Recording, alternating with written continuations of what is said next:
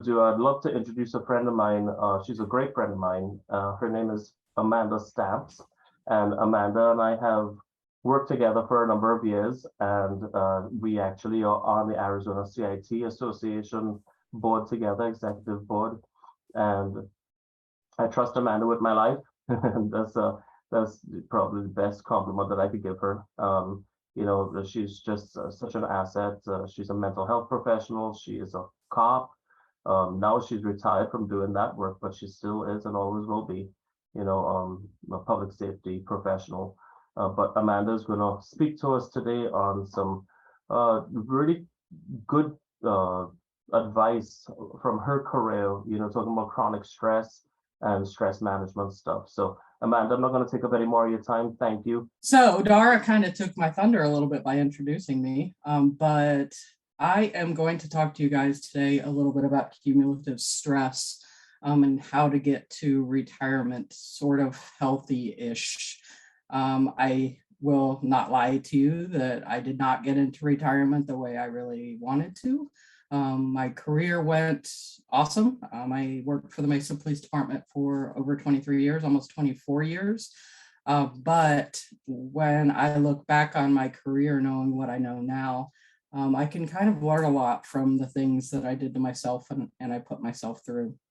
So the first part of this is kind of be why you should listen to me. At the end, I'm going to talk to you about kind of cumulative stress in a way that we don't always think about it. So who am I and why are you here this morning? Why should you listen to me? So that little screen up there, I look like a NASCAR car, is kind of a little bit of a summary of my life as an adult.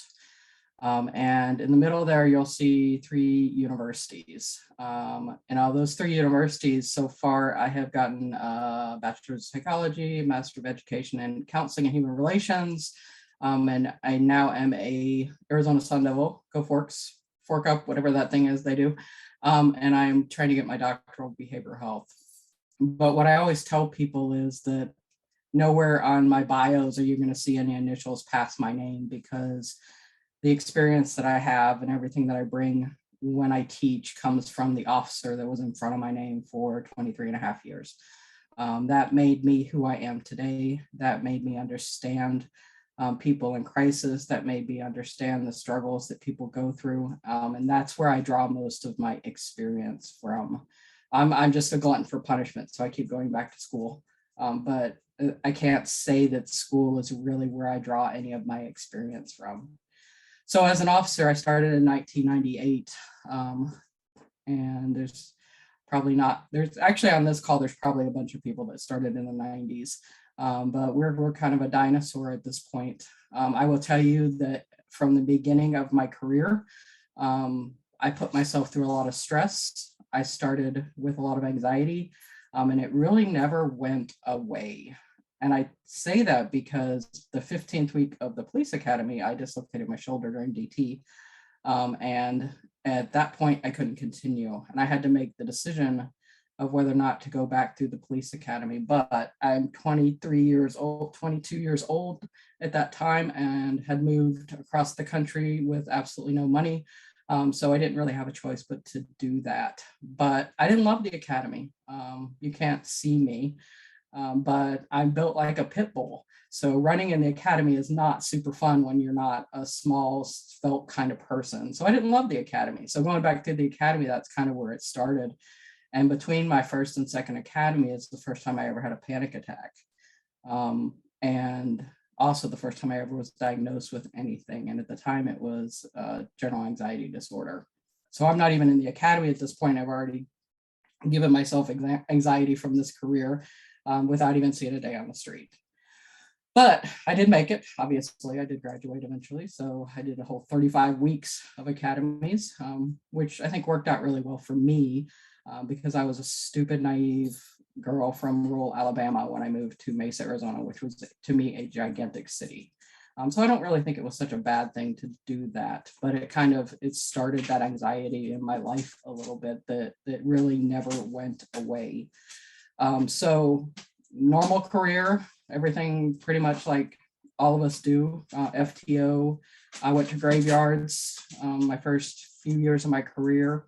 Mostly that's because I had anxiety of talking to people, and I knew that I could go to graveyards and not really talk to people, and the only people I would talk to would be suspects and bad guys, and I didn't really have to be nice to them. So I kind of made it a point to stay someplace where I didn't really have to be personable, because I struggled with that a lot.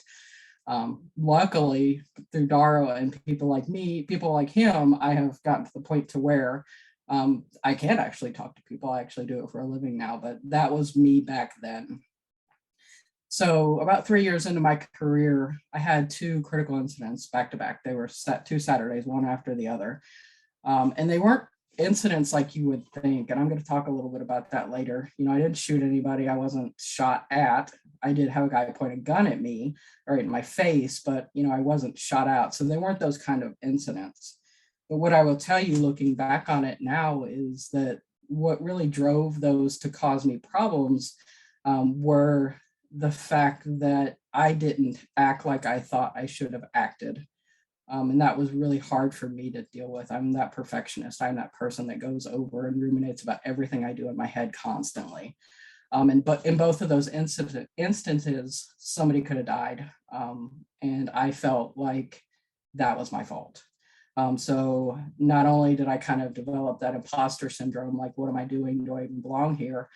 But I really felt a lot of guilt for what the other officers on the scene went through. And I will tell you, I didn't really do anything wrong. I just didn't, you know, in my head, I don't, and I can say this out loud now because I'm retired, but in both those instances, I probably should have shot somebody and I didn't. And there's reasons behind that. It wasn't because I was afraid to shoot people. It was just the circumstances didn't really allow for it. But I had to process that. Not only did I have to process, you know, can I do this? You know, should I continue to do this? I'm a female at the time. I was one of maybe two people in the entire city of Mesa working graveyards as a female. And I'm still relatively new at the job. Especially back then, the older cops would let you know that 3 years on, you're still a rookie. So I had to, that kind of sent me in a spiral at that point. And I developed tremors to the point to where when I would go to work, I would just get these weird tremors in my hands. And I didn't know what that was from. Of course, in my head, I'm thinking, you know, you're scared. Is this what's happening because you're scared? It wasn't later, and probably about a year later, that I finally got a diagnosis of PTSD and something called an essential tremor, where basically my brain just kind of fires off when it shouldn't be firing off and makes my hand shake. So it took me a while to get to that. And I joke because the only reason probably that I made it through my entire career was because in that same year, I got seriously injured at work. I had a major shoulder injury, broke my bones, top, everything in that shoulder that I heard in the academy was basically destroyed while I was working. And because of that, the doctor told me, like, get off the street or you're going to have to take a medical. And again, I'm 3.5 years into my career. The last thing I wanted to do is take a medical. So I listened to his advice. Well, it wasn't really advice. He pretty much said if I didn't do that, he was going to make me quit. So I looked at places to go, and I am very motivated to work on complex stuff. So at that time, I got super lucky and was accepted as a sex crimes detective. And again, when I look back at this stuff, I'm like, well, that was the stupidest shit you could have ever done. Like, you decided you go from anxiety to probably one of the hardest places to work, because in Mesa, that included child crimes. So I spent 4.5 years as a child crimes detective, as just because the doctor wouldn't release me to go back to patrol. And about 3.5 years into that, I realized that that was the worst place for me to possibly work with my anxiety. I would go home every night. I would think about the cases that I hadn't gotten to yet. I would watch the news wondering if one of my offenders was going to offend someplace else and I hadn't got to the investigation yet, or one of my offenders that I couldn't prove cases on, you know, would offend someplace else, you know, and it would all come back to me and how I had failed at, you know, doing my job. Because at the time, we had very few detectives doing this. And at one point in time, I had 120 active cases. that were child abuse and sex crimes cases. So that was a lot, and I realized that it was taking its toll on me, physically, gaining weight, the whole stuff that comes with the stress of the job was happening to me. And then right at the end of being a sex crimes detective, I also ended a long-term relationship that really set me into a spiral. So what's the best thing to do when you're spiraling out of control with anxiety? Go back to patrol. So that's what I did. I left sex crimes. I was at 10 years at that point. So I was vested in my retirement. I'm like, this is good. Even if something happens, I can get out of this. It's no big deal.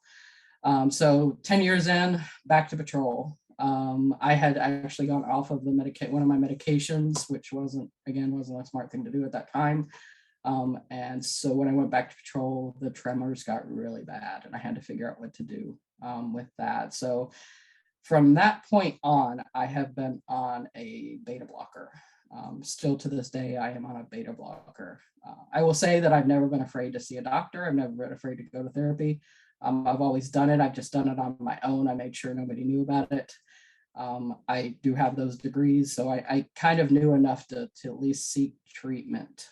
Even if I kept putting myself into bad positions, I would seek treatment. Recording in progress. So I am now, for now, and I don't know if I will ever be off of it. I might be off of it now because I work in behavioral health. So if I start shaking, nobody's really going to say anything to me.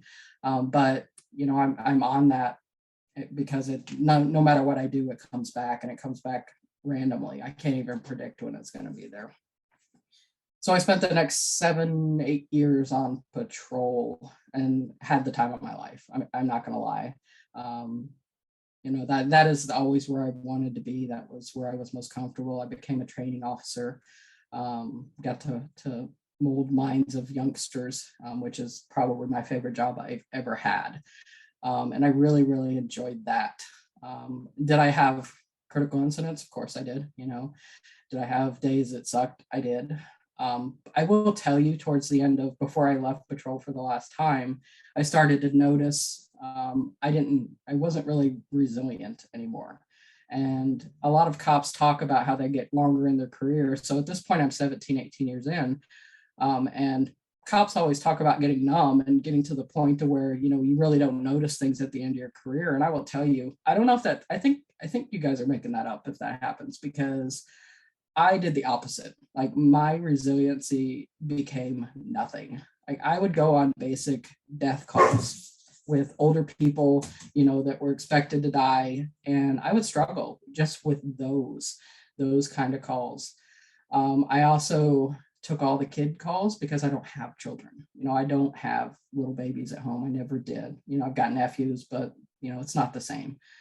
So I would take a lot of those calls. And I got to the point even then that I had to stop being so generous with my squad mates, because I struggled with a lot of normal stuff that I didn't struggle with early on in my career. So at that point, 2015, I left. That was the last time I worked patrol. And my department decided that they were going to take a different direction on mental health stuff. And as most of you know, we went that direction because we killed 3 people, 3 people with mental health problems, and the policing were always reactive. This was something we had looked at for a few years prior to this, but it wasn't until we killed 3 people that the city decided, oh, okay, we're going to do something about this. So because of those unfortunate incidents, I actually got a full-time job working as the mental health expert for the department. I've been teaching mental health I started teaching mental health in 2004. And then I was a CIT officer in 2004. So I've been in mental health training and teaching for a very long time. That's what I did. That's what I started to do full time, but there wasn't actually a spot. You guys know how that works. There was no mental health expert spot that they could put me in. So I went over to community engagement, and I ran a program for kids that were troubled. Essentially, it was an after school program where I took all these bad children and tried to help them, while I was also balancing the mental health expert CIT coordinator thing. Because that's what we do in law enforcement. We don't really have one job. We have as many jobs as somebody can possibly stick on top of us, and we figure it out. And I will tell you that all the stuff that I saw on patrol, all the stuff that I saw in, working sex crimes did not have the physical impact of working too many jobs and wearing too many hats on me and my body personally. So I had stayed on my medication for the shakes, but I had gone off my my other psych meds that I'd taken off and on. I've always taken something for anxiety / depression. It's really depression, but I have anxiety, but of course they give you antidepressants for that. So after probably about 6 months of that, I had to go back on another psych med just to kind of manage the stress from that. And I think, about a year into this double duty when I went to my off-duty job, because why not have an extra job when you have too many jobs to begin with? Because that's what we do, right? So I was off-duty SRO at one of our schools, and my school was for kids with bad kids as well, because I like a challenge. So I went to my school. It was a Friday morning, and I'm sitting in my car getting dressed, getting ready to start my shift at that school. And I felt funny, and I didn't know what was going on. And I logged on the radio. I got on the radio and went available. And I remember thinking, like, something is wrong with me. I couldn't finish my words. Like, it was really hard for me to talk. And I just remember getting out of my car and walking into the office. And I don't remember anything after that. I later found out, talking to the school people, that I walked in and I said, call, something's really wrong, call 911. So I'm walking and I'm talking, I'm doing everything, but I don't remember any of this. And I don't remember for about 3 hours until I woke up in the emergency room. So at that time, they didn't really know what happened to me. I went through all the processes of EEGs and PET scans and all that good stuff. And essentially, they told me I had a seizure. But it wasn't a normal seizure because I was up and walking and talking, but I looked like I had taken 16 hits of methamphetamine. So every muscle in my body was shaking during several hours. It wasn't until they gave me a high dose of some kind of sedative that my body stopped shaking. And I still, to this day, I don't remember, anything that happened during those few hours. Apparently, I'm really good when I'm seizing because I told them my name, my address, who to call, all that good stuff. But which made me nervous because I'm like, what am I going to say when I don't even know what I'm talking about? But I am 18 and a half years in at this point. And if you're a cop, you know what having a seizure means to being a cop. So I went to a neurologist, and luckily the emergency room paperwork, I don't remember what the emergency room paperwork specifically said, but it did not use the word seizure. It wasn't until I went to the neurologist that they used the word seizure. And at that point, I'm like, well, I need to get to my 20. I don't know what I'm going to do. So I made a deal with my neurologist, and luckily she was really nice about it. We went through the process of all the testing, and she read my EEG, and there's something wrong in my temporal lobe. But I begged her. I was like, can we just stop testing? Because I don't want to know. And she said it could have been a migraine disorder. It could have been a seizure disorder. So I made a deal with her. I told her if it happened again, that I would come back, and then we would continue the testing to figure out what was going on. But I needed to make it to my 20. And I will tell you, I've never had one since, thank God. But that was a real kind of eye-opener for me. So I have been lucky enough since then to be in the spot running the CIT program over at the Mesa Police Department and developing our crisis response team, which is now our mental health support team. I had every intention of doing 20 and drop. So at 20 in like 2 months, I went into our drop here in Arizona, which is just our deferred retirement. So I wanted to do 5 years and drop, get all my money in. But I made the decision kind of at the end of last year that for my mental health, I needed to be done. I came up against chain of command that really made my life miserable, and I was just done doing button heads with the chain of command and everything else. Over the last 3 or 4 years, actually I think about 5 years now, I'm on high blood pressure medicine. I have a fucked up thyroid. I have all that stuff going on that we have, and I just looked at it and I said, this isn't worth it anymore. And luckily, because of CIT and DARA and the people in my world and all my connections, I landed a really good job in an organization called Community Bridges, who is an integrated behavioral health company, a nonprofit here in Arizona, we're actually spreading out to Oklahoma and Washington, D.C. So if you're in any of those areas, we might see you. But they're amazing. And I retired February 18th from Mesa, and I started February 28th with Community Bridges. And I probably should have taken more time off, but I was too stressed about not having a paycheck. I couldn't stay that long without having a paycheck, and your pensions checks, they don't start right away. But what I will tell you, and I will talk about this a little bit more in the end, is I have never felt as healthy as I feel now that I'm out of law enforcement. I feel like I'm aging backwards now. I feel like, that I'm healthy, that I'm a person that can live a long time, because, when you go to the doctor all the time and they start giving you meds and they start telling you, you have to do this or that, and you're going to die, and I'm 47, I'll tell you, I'm fairly young. I really just had to start looking at what was going on with me and realize that 1.2 years of drop really wasn't worth it. So that kind of is where I am today. And I tell you that because I think that's a story of a lot of people. And I say this all the time, that the way we handle cumulative stress is kind of like, that's just part of the job. It's what you do. And I believe that part of it, yes. There's only so much you can do about it. But I also do not think we help people enough to manage that. And I do not think, like, there were several times that I was in an absolute crisis that I just got lucky that my bosses were good people.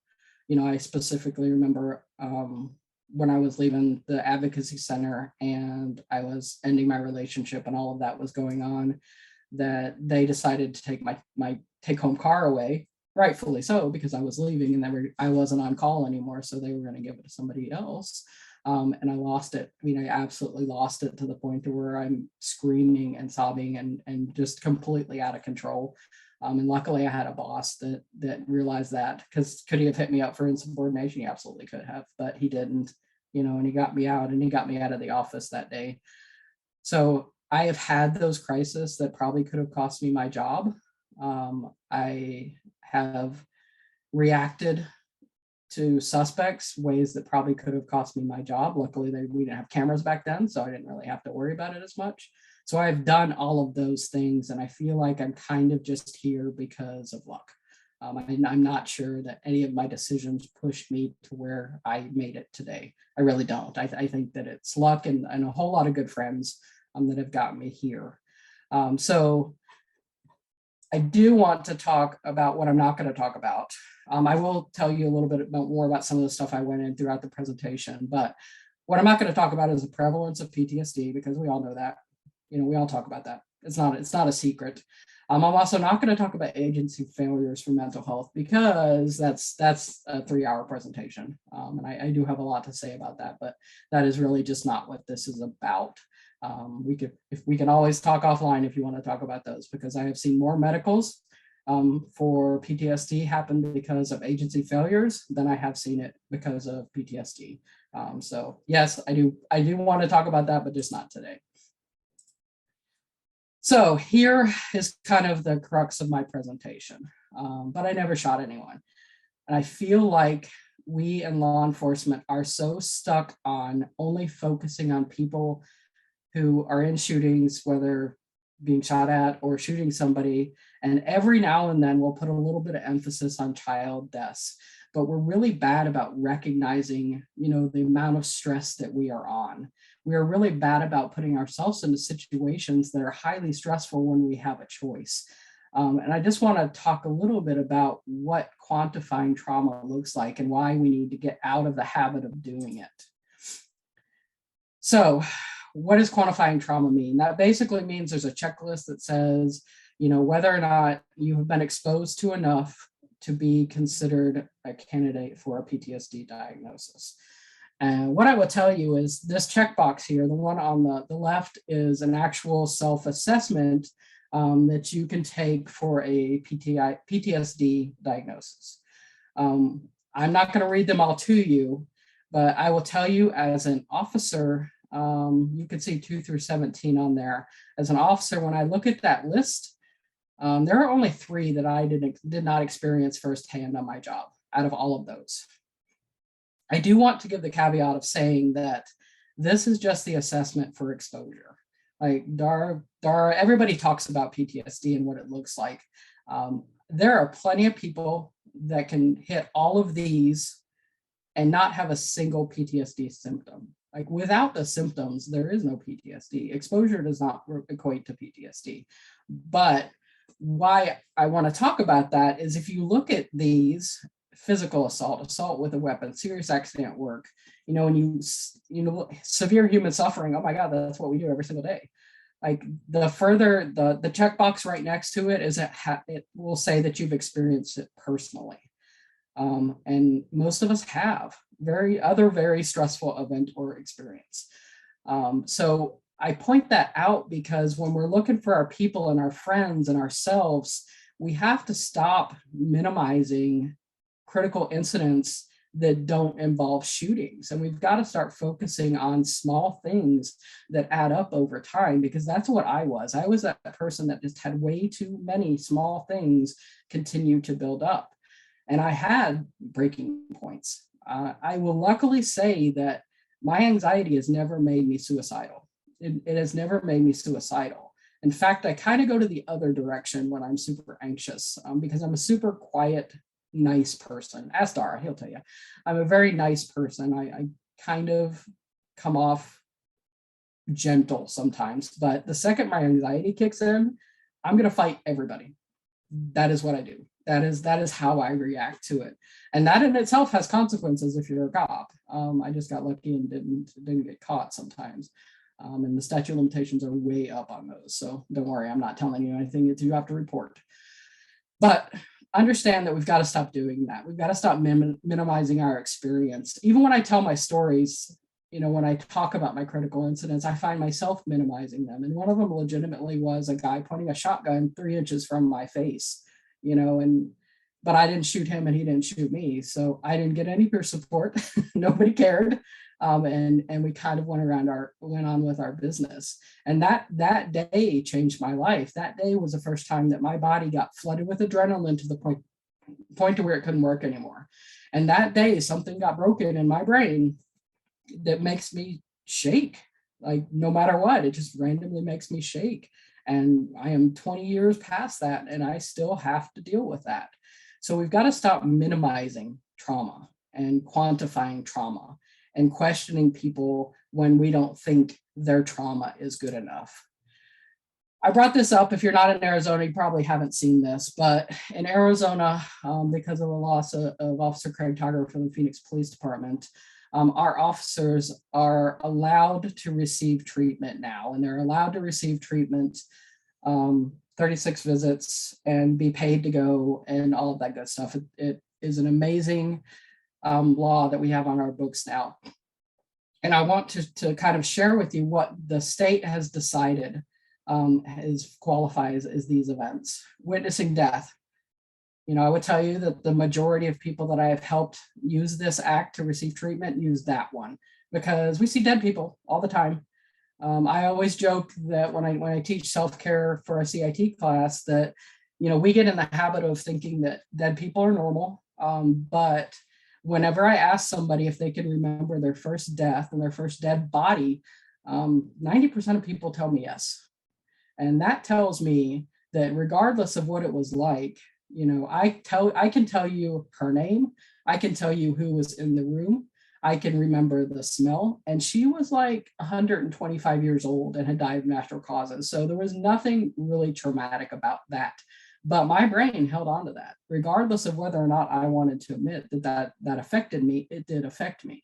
And if you can remember things, and I'm not saying that gives you PTSD, what I'm telling you is we have to recognize that our brain holds on to that stuff.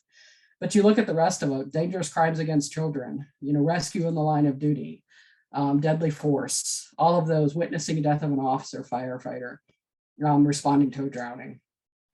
I will tell you that I hit 1 through 6 in my career. I hit all of those in my career, and many of us do. I point this out because this is kind of a good guideline for your agencies when you're looking to decide about counseling, about mandatory counseling, about putting therapy into your work. This is kind of a good guideline for that. But with the caveat of, we really have to recognize when certain things bother people that don't normally bother people. This is great. But it does limit a little bit on how we respond to people. And again, these are kind of the cool things. And when I say cool, I just mean as law enforcement, how we've decided there's certain things that are cool enough to bother you. So we're still kind of getting stuck in the cool things, even when we're looking at legislation. I just realized what time it was. All right, let's talk a little bit about resiliency and stress. I always tell people resiliency is not the absence of stress, but the skills to manage the stress and the ability to thrive despite it. So I don't want you to just manage it. We definitely need to learn to be more resilient. Watching Denise Begley yesterday, she was talking about the zone we live in. This is my zone. This is a zone that I kind of think of as how we live through first responders, any first responders, not just law enforcement. So your zone shrinks. Over time, your zone shrinks. And what I will tell you is also studies have shown that if you have a high ACEs score, your zone starts small. So you as a rookie might not even have a big wide zone when you start if you came in, with other issues prior to your life. So this is what kind of a first responder resiliency zone looks like. The more incidents you have, the more it shrinks. And that's what I found later in my career was I could not manage it anymore. Like even the basic stuff that I thought was easy took me down. I had a day where I had a suicide and drug overdose back to back, and they were both people that obviously suicide is somebody that shouldn't have died, and the drug overdose was a super young mom with like 3 kids. And I ended up making several death announcements related to both of those. And I was done after that. I hadn't eaten lunch yet. It was pretty late at night. And I went with my best friend and we ended up at IHOP. And I'm literally crying in my pancakes at IHOP. And my boss calls me and says, "You're 37 minutes into your lunchtime." And I said, "F you, I'm not coming back. I can't do it. My day is over," because I just couldn't. And my boss was nice enough to understand that. But we want to stay in the zone because that's where we're flexible. That's where we can adapt to stuff. One thing that we don't pay attention to, that's also where we have pro-social behavior. And just to let you know what that means, that's like acting like the rest of society, which we don't do very well. And a lot of that is because we are outside of the zone. We are living in a different world than everybody else. So our behavior is off. But your basic functioning, your memory, those kind of things will decrease when you're not in this zone. And probably the biggest one in law enforcement that I see people get into trouble or have problems with is the ability to be responsive and not reactive. And over time, you become super emotionally reactive to things that you generally wouldn't. So what does this mean? Emotional reactivity, problems at home, divorce, DUIs, all of that stuff happen. I've always noticed that people who are really struggling, their use of force complaints go up, their ability to do administrative tasks go down. They stop writing reports they should have written. They don't turn in time cards what they shouldn't. That is what happens out of this. And then you look at health issues. I have most of those. I don't have a substance use issue, thank goodness. But cardiac problems, chronic aches from inflammation. I can do things now since I'm retired that I haven't been able to do. I ran the fastest mile probably about 3 months ago. I ran the fastest mile that I've ran in 20 years because my body just doesn't hurt anymore. And it's not like I ate, I went backwards. I don't find a magic pill that doesn't make my joints 47 years old, but I'm not covered in inflammation anymore because the stress just isn't there. This is one of my favorite charts, and this is a chart as a leader and a sergeant, and all those that you need to understand, because as we improve our performance, sometimes our stress goes up. And there is a fine line, and I can't point to it on the screen, but in that middle section there, the royal blue section in the middle, where it goes from intended performance to actual performance. And that is where we're seeing our cops nowadays, is going from that creative calm to the fatigue zone and even further down into that. So we as cops still want to have that intended performance, but because of staffing issues or the stress that we feel, because of what's going on in the media, all of that stuff that's happened in the last 6 years or so has really thrown a lot of people into that fatigue zone. And we've got to be careful managing them and helping them with those. And I don't have all the answers to that because I can't make the world not nuts and I can't improve staffing. But I think awareness as leadership really helps you understand that that's where it is, and understand that that person that's at their peak performance is that close to the fatigue zone. Like they are on the verge of that all the time. So sometimes it is okay for people to not be at their peak performance. Sometimes it is okay for them to be in the middle of the stats column for that day. So we need those people that are always at that peak performance. They need a break sometimes, because if they don't get them, their performance is going to go down and their health is going to get bad. So we want to manage that as best as we can. So just some ideas on how to combat that. Do stuff outside of work. I'm a mountain biker. Well, I tore my calf playing kickball 2 months ago, so I haven't been biking, but that is what I do. I go out to the desert. I am happy out there at 100, 105. It doesn't bother me at all. As long as there's not a rattlesnake, I am good to go. I also recommend routine checkups. We can't preach that enough. In Arizona, we have Heart Fit for Duty. I go to Heart Fit for Duty. Heart Fit for Duty found a blockage in my heart, probably saved my life. They help me manage everything. So we've got to have those routine checkups, and we've got to start them in our 20s. Like, don't wait until you're an old fart to do that. Start in your 20s to get that baseline of what you look like. Improved police culture of support. This again could be an hour presentation because it is kind of a pet peeve of mine. We eat our own. We are the worst at not taking care of each other. We are the worst at telling rumors about each other, of getting stories going about each other, of not liking people and treating them poorly. And I think if we could change that culture, that regardless of what happens above us in our chain of command, if we know that our own people that we're working with on the streets every day are supporting us, then we can get through a lot. And I caution you as older people, I am a Gen Xer, and we are awful at judging people that are not Gen Xers. And as much as I'm not a TikTok cop, I'm not going to tell you that I'm going to get on TikTok and do a dance. But we've got to stop giving the other generation such a hard time for the things that have come during their generation. Like, that is just what it is. Like, we had different things that we did as Xers. We didn't have social media, but I can assure you we had police athletic leagues. We had things where we went out and we danced with children.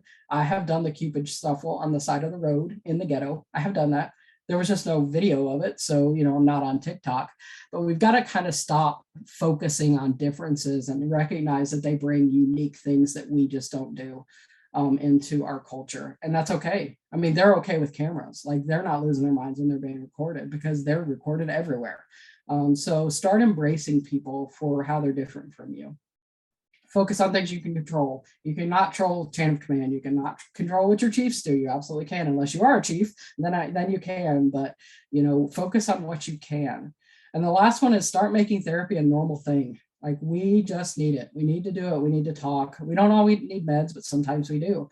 So start making that a norm. If you have control over mandatory counseling, figure how to work that into your agency, because when it's mandatory, everybody has to go. And then we're not putting it on the hands of the officers and the firefighters and the EMTs to decide and work through that, whether or not they're going to do it. So start making that the norm, because this is where we want to be. Like, this is where we all want to get to. It was one of the proudest days of my life when I received that badge. And it was life-changing for me when I received that badge, because I became a new person. It was a new chapter. And it wasn't that I hated what I left. It wasn't that. It was just, this is a new chapter for me. And I can do things differently now. Because ultimately, this is what I want to see. I want to see that zone flipped around. I want to see us going from retirement to happily ever after. I want our line to kind of stabilize and not go up and down. That's what I want from us. That's what I want for any of you that are still in this. And if you are in retirement, I encourage you to find a way to get to that point to where your zone just opens up again, so you can start enjoying things a lot better.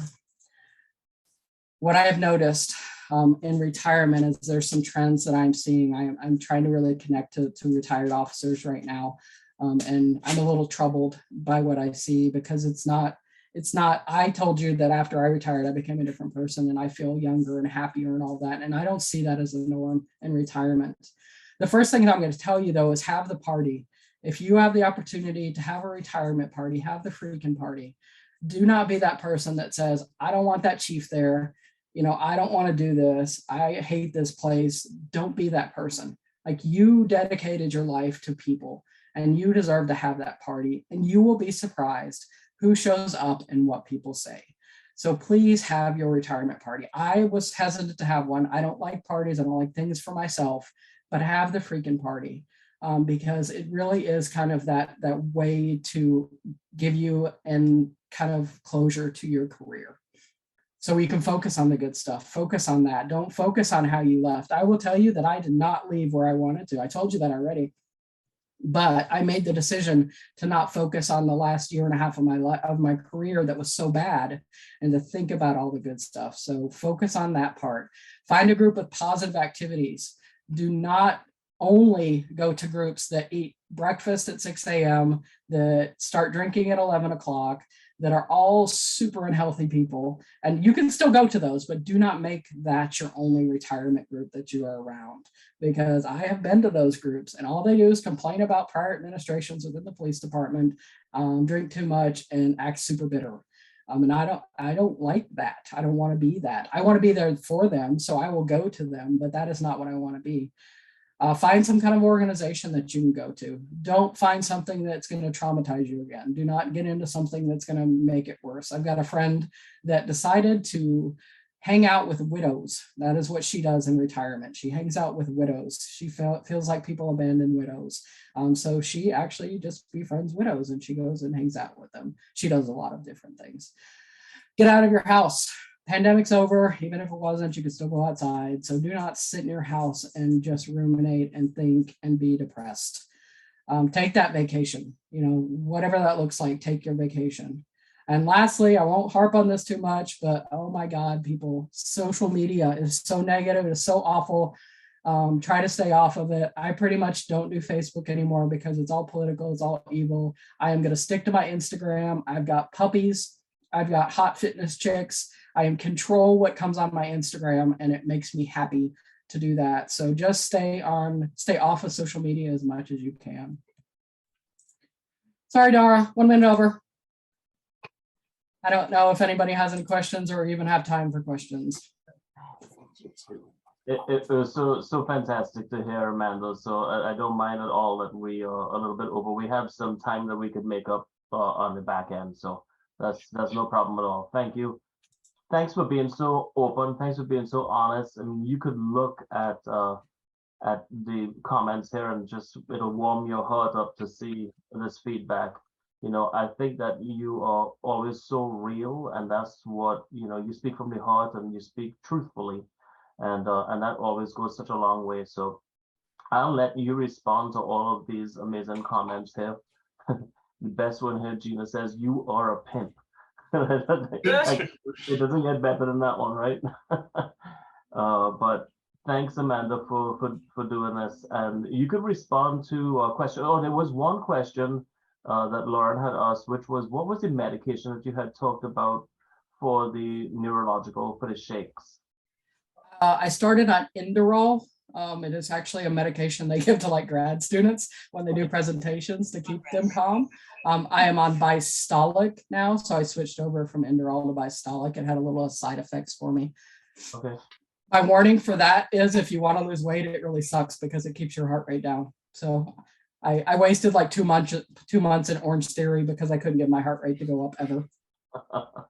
Well, hey, at least you were trying, right? At least you were trying. Yeah. That's more than some of us do. We had a participant that had talked about, I never heard of this before, but it's called trauma and tension release exercises. Have you ever heard of that before? No, I mean, besides punching things, I don't think that's what they're doing. That's probably not what they mean. I mean, things like boxing, boxing, not people. Yeah. No, I get you. He posted a link. I'm gonna review it and then I'll share it with the group. It's called Trauma and Tension Release Exercises, TRE, and it's on YouTube. So we'll check it out and see. Thanks for saying that, Steve. It's always good to learn from all of us. So thank you.